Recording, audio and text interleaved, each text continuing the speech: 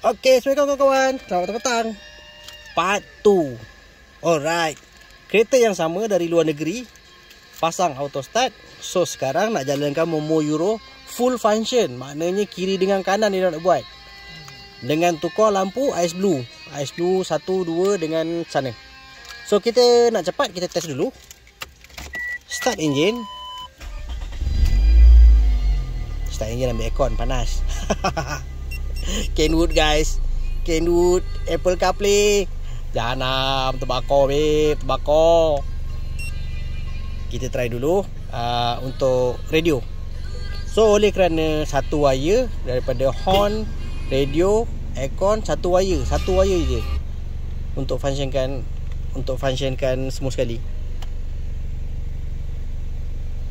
So okey, dah biar. Kita try dulu untuk button radio. Volume up boleh, volume down boleh. Korang jelas tak? Okey. Volume up boleh, volume down boleh. Next boleh. Tukar lagu. So kita tengok dekat YouTube Play pun boleh. Kita boleh tukar daripada Apple CarPlay, boleh Bluetooth audio. Kita boleh pergi sana, kita boleh pergi USB, kita pergi standby, boleh pergi ke radio. Mana-mana boleh pergi lah. Senang cerita. Disconnect pula. Connect balik. Tu. Play balik.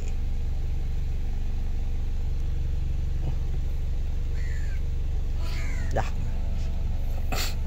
Okay, so untuk button radio function bila lampu mati. Bila lampu hidup, Ice Blue guys. Kita boleh juga, tak ada masalah. Nak tukar lagu pun boleh, tak ada masalah. Tukar apa semua boleh, tak ada masalah. Button mode macam biasalah button mode. Korang pusing-pusing pun sama juga nanti. Standby memang Kenwood memang 2 kali. Keluar balik. So, boleh balik. Okay.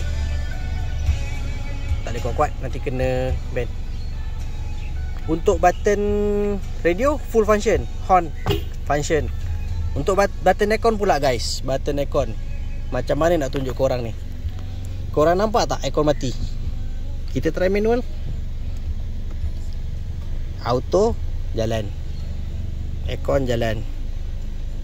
Off boleh, auto boleh. Kipas boleh kuat,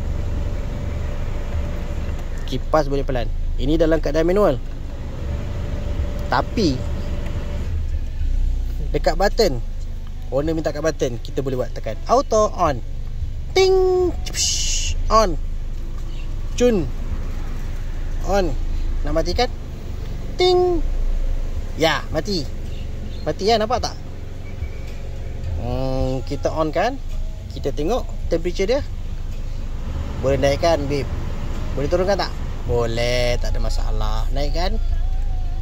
Boleh. Matikan? Boleh. Hidupkan?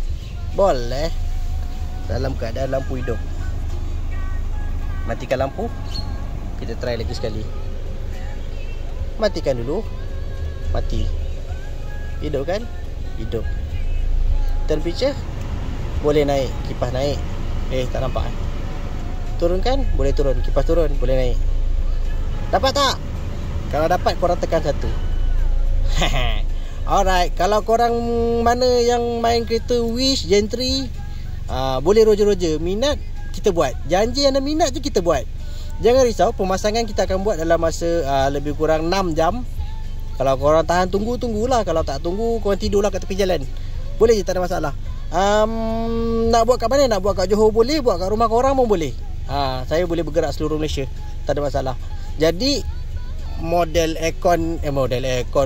Wish Legend aircon function dekat Momo Euro berjaya. Ya, terbaik. Kalau korang nak roger je. Ambil nombor telefon kat bawah. Thank you support. Bye.